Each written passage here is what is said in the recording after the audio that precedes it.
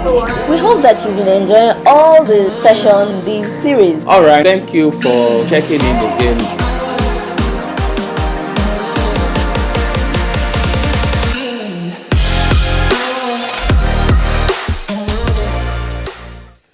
Hello, everyone. Great to be back here again. Remember, we are talking about the 13 lessons we've learned in our 13 years of marriage, and it's been very engaging. Thanks to all of you. So today we are talking about something that has been very critical in our marriage, which is communication. Yes, we know it's very important for everyone in every way. Communication, open and honest communication, is life to marriage. Let me not say to marriages, but it's life to our marriage. What we've tried to do over the years is to try to talk about anything and everything, no matter how ridiculous, no matter how unreasonable it may sound, and that has been very, very helpful. We talk about anything, food, sex, siblings, anything, children, because part of our values is openness. So open communication is very critical to us. So there is no room for assumptions. Of course, there have been times that we assumed on things. She was saying so because I don't talk normally. I'm the very quiet person. I'm introverted, and she's the expressive one. So there are some things I just assume there's no point talking about it. She should know, or she will find out, or there's no need. Or there are times you're just planning in your mind, how should I say it, when should I say it, and then she discovers, and there's trouble. Why did you say it? I was planning to. I just didn't think there was any reason. But then, you guys are husband and wife. Talk about anything and everything, right? Correct. So communication is about it entails listening, entails talking. Your body language is part of communication. Your tone of voice is part of communication.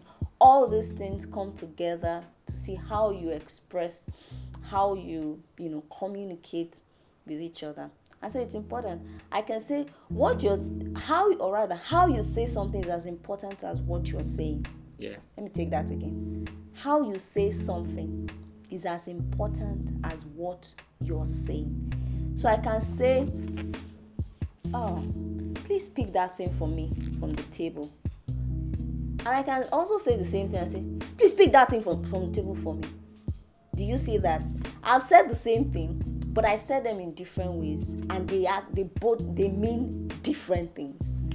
So all of these things have to come to play when we're relating with our spouse. I'm not saying that you have to premeditate what you want to say to your spouse. Yeah, there's sometimes you have to think about it. If what you're about to discuss or what's on your mind is sensitive, you may need to process it. And I think for us now it's become like a habit. Yeah. Okay. That I know I've really grown. I must be sincere with you guys. I have grown. You agree? Yeah. I have grown. I mean, early days of our marriage, I could say anything. Though I was okay too. I wasn't so bad about, relating with him. But there were things that I could just say. Okay. I could make a complaint without caring. And I know that those words could really be hurtful. But I think over the years, I've learned, and on how to say things. And I always tell people that if you said something, or if you're on a path, and that path has not given you the result you want, it's important that you rethink and look for another approach in order for you to get your result. Because you say, okay, I've been doing this and doing that, and then I ask you, have you gotten your desired result? Because when you're trying to communicate with someone, there's an outcome which you want from that conversation. So if that conversation does not give you the outcome you desire, then you probably need to rethink your approach, to that matter. So communication is the bedrock of every relationship, even parent-children relationship, husband, wife, colleagues in the office, boss to subordinates. Communication is the bedrock of any relationship. He said something very critical at the beginning, that one of our values when we started this relationship as unmarried was, openness. Okay, to be open about every and anything, and that has helped us to build trust. Okay, because what openness will do and sincerity is to build trust between both of you.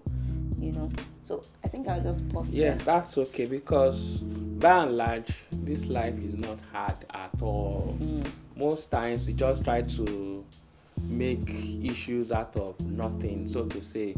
Talk about it. Don't assume. Don't assume you should know, you should know. I'll give you a quick example. We just got married. I'm the person that can come, remove my shoes, remove my socks, and put it on the chair. Then say, why are you putting your socks on the chair? Take it to the room, put it on the shoe rack and everything. And say, okay. The following day, remove my shoe, put my sock, put it on the chair. After a while, this press repeat. We go to the third. I'll say do this, and after a while, I will do it. Then the words will ring in my brain. Why putting the socks on the chair? So I would have done it. I'll go and pack it myself and put it. Over time, I got used to it. But another thing is, for me, after you put on the trousers, it's still okay. You still want to wear it a second time. You cannot put it back in the wardrobe. Then you put it on and say, are we in the village? Why are you hanging your trouser here? So one day I saw something. I sent it to her. So somebody posted that there are some clothes not yet for laundry are not good enough for the closet.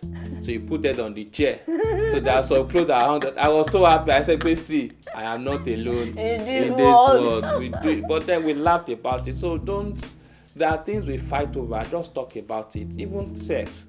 If he's doing it well, say it. If he's not doing it well, talk about it. If your wife is doing something that you like and you're enjoying it, say it. I like the way you are touching me. Continue. Don't just feel, especially women, talk, open your mouth and say, is that how to do it? Say, this thing is paining me, or this I like this one, so that I can do it better. If it's money, I don't like how you are spending, but we need to save. What's our plan for the children? Talk about it. Don't say, you spend your money, I spend my money. If it's food, anything, if you can talk about it. I don't like the way you drive these days. What's on your mind? You like never can tell everything, because at times attention, it's one of those things.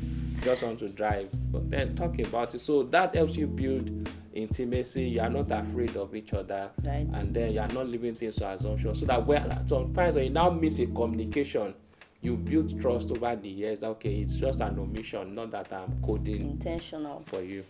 Thank you. Okay, so that's our lesson 9, right? Thank you for watching. Please like, share if this has been helpful. We know it has been helpful, so please share, okay? And let other people be able to learn something from this. And we'll see you in the next episode. Don't forget, open your mouth and talk. And listen too. And don't listen, just talk. Yes, talk, listen, get feedback. Exactly. And don't run on and assumption. work on the feedback. Some people, your spouse has said something to you, and then you repeat it. I mean, sometimes it can be annoying. That's the truth. Okay, so work on the feedback. Be intentional about growing. Like I said earlier, we've grown over time, and I think I applaud myself. Well, even though we said bye-bye, but just again, communication is both what is said and not said. That's right. Body language, the way you listen, the way you raise your voice, your tone of voice rather, the way you respond. Communication is everything. Your silence, your care, all is about communication. So engage it. Thank you. Bye. Bye-bye.